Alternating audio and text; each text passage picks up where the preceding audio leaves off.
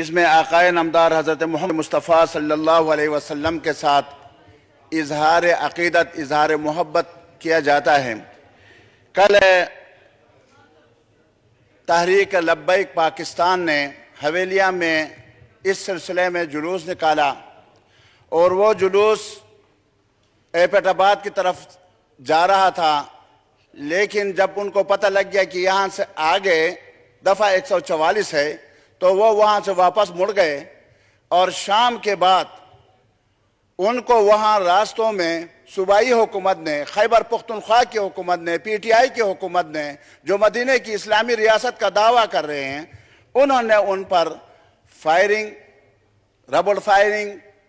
Rubber گوڑوں سے firing اور لاٹھی چارج، آنسو گیس، اور ان میں کافی لوگ شدید زخمی بھی ہو چکے ہیں۔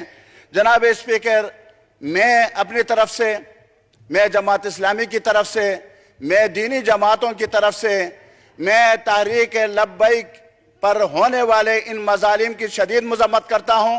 میں صوبائی حکومت کو تنبیہ کرتا ہوں کہ اگر آپ اس طریقے سے اگر رسول اللہ صلی اللہ علیہ وسلم کے لیے نکالے گئے جلوس پر فائرنگ کریں گے، لاٹھی چارج کریں گے، لوگوں کو زخمی کریں گے، تو انشاءاللہ ہم بھی نکلیں گے۔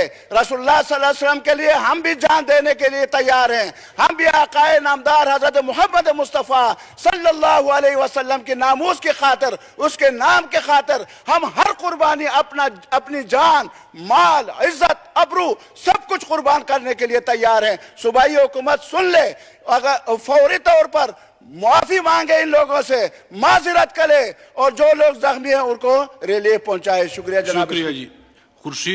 جناب خورشید جنیجو صاحب۔